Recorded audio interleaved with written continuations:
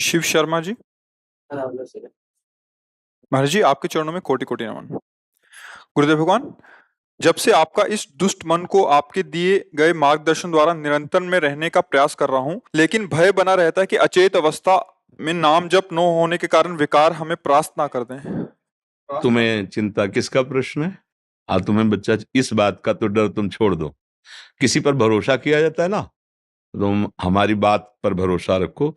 यदि तुम सोते समय जितने चेतना है उतने में तुम राधा राधा राधा मूर्छा और निद्रा के समय हमारे आराध्य देव देखेंगे। पक्का विश्वास कर लो, तुम विश्वास कर लो।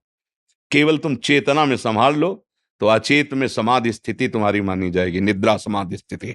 चेतना में हमारे द्वारा जो गलत चेष्टाएं हो रही, गलत चिंतन हो रहा है, बस इनको संभालने के लिए हमारे को आदेश है। तो जानते हो, अभ्यास में बड़ी ताकत होती है। जिस समय हम अपनी चेतना को, अपनी ऊर्जा शक्ति को भगवत स्मरण में लगाएंगे, तो ये अनुभव की बात कहते हैं। सोते समय हम कोई चिंतन कर रहे हैं तो जगते समय, अगर सोते में अधूरा हो रहा, हम सो गए, तो जगते समय वहीं से चला है जहां से चेतना जगी। ये वही चिंतन चल रहा है, जागृत होते होते वो चल रहा है, क्योंकि उसको पकड़ाया गया है। वो सुषुप्ति में लीन हुआ, जागृत हो, फिर वहीं से चल। तो सुषुप्ति कहाँ थी? वहीं थी जहां हम थे, वही हमारी सुषुप्ति थी। हमारी सुषुप्ति अवस्था भी भजन बन जाए और अभ्यास हो जाए तो श्री राधा कुंड में जिनकी समाधि विराजमान है, श्री रघुनाथ दास पूज्य गोस्वामी जी महाराज, सोवत हु रसना रटे राधा कृष्ण सुनाम। वो जब शयन करते थे तो उनकी जिह्वा से निकलता राधा कृष्ण राधा कृष्ण राधा कृष्ण राधा। श्री गोस्वामी श्रीपाद रघुनाथ दास जी महाराज बड़े महामहिम राधा कुंड में। अभ्यास योग युक्तेन चेतसा नान्यगामिना। हम चेतना में जब जागृत हैं तो हमारा ऐसा अभ्यास हो, प्रभु के शिवा ने चिंतन न हो, तो मूर्छा और निद्रा की तुम छोड़ दो, ठेका उनका है। चिंतन करना चेतना के समय हमारा कर्तव्य है और योगक्षेमम बाह्यम उनका कर्तव्य है। प्राप्त की रक्षा करना, जो अप्राप्त है उसको प्राप्त कराना, ये दोनों कार्य मेरे ठाकुर जी, मेरे गुरुदेव भगवान करते हैं। तो इससे तो तुम निश्चिंत रहो। तुम जितनी चेतना जागृत की है उसको संभाल लो, बस यही तुम्हारी बहादुरी रहेगी। आगे का काम तो लाड़ लीजिए। हमारे ठाकुर जी कहते हैं, जैसे अंतिम समय मूर्छा आ गई, इंद्रियां शुद्ध में नहीं है, उस समय भजन कैसे करे? मैं स्वयं स्फुरित होता हूं उसके हृदय में। हम अपने लोगों को जो बल है, भगवान की बात का बल है। अगर मेरे भक्त से कोई पाप बन जाता है तो उसको अलग से प्रायश्चित करने की जरूरत नहीं होती। मैं उसके हृदय में विराजमान होकर उसके सारे मल को धो देता हूं, पाप को भगवत भरोसा, चेतना में सावधान, चूक हो जाएगी, भगवान संभालेंगे।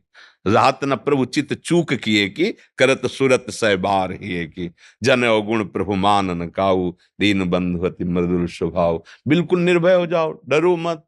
डरो बुरे आचरणों से, कहीं हमसे ऐसे आचरण न बन जाए कि हम संत समागम में जाने वाले जो भाव हैं उनमें अरुचि पैदा हो जाए। पाप बन जाएगा तो उसका लक्षण होगा, आपको ये सब नाटक लगने लगेगा। पापवंत कर सहज स्वभाव, भजन मोर ते भाव, जो पे दुष्ट हृदय सोई होई मोरे सन्मुखाव। आपको इस गेट में प्रवेश होने, क्या धाम में आने के लिए रुचि नहीं हो गया क्या? सब ऐसा हो जाएगा मन।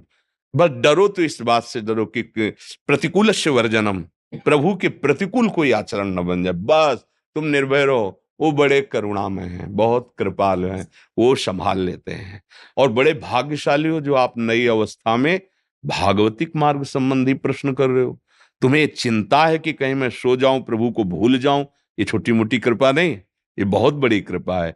इस अवस्था में इस बात का अंदर दुख होना कि मैं सो जाऊंगा और भगवत विस्मरण हो जाएगा, कहीं मेरी उस समय अगर प्राण गति रुक गई तो मेरा क्या होगा, ये बहुत अच्छी मुमुक्षुता जो जागृत हो रही। संभालना, कोई गंदे आचरण अपराध न बन पाए तो यही कल्याण कर देगी। बहुत अच्छी बात आ रही है, ये मतलब भगवत कृपा पात्र के हृदय में आती है। सावधान रहना, ये अभी अंकुरण हुआ है, कहीं बकरी चर न जाए।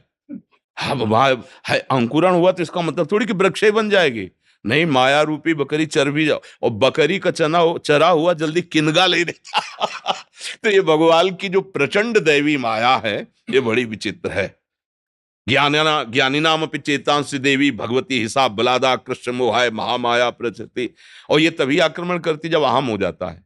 दैन्य भाव से ये जो अंकुरण हो रहा है कि संत कृपा, गुरु कृपा, भगवत कृपा से हो रहा, खूब चलते रहो आगे और कुसंग ना होने पावे, गलत आचरण। तो ये जब बट वृक्ष की तरह जड़ जमा लेगी, फिर तो हाथी झूमे तो कुछ फर्क नहीं पड़ता, 10-20 हजार बकरियां छक जाए तो कोई फर्क नहीं पड़ता, वो अब वृक्ष हो गया। तो ऐसे कितना भी कुसंग हो, जो रहे उत्तम प्रकृति का कर सकत कुसंग, चंदन विष व्यापत नहीं लपटे रहत भुजंग। पर ये स्थिति जब तक ला आवे तब तक तो फिर कौन कुसंगति पाए नसाई, राहे न नीच मते चतुराई, इसलिए सावधान रहिए।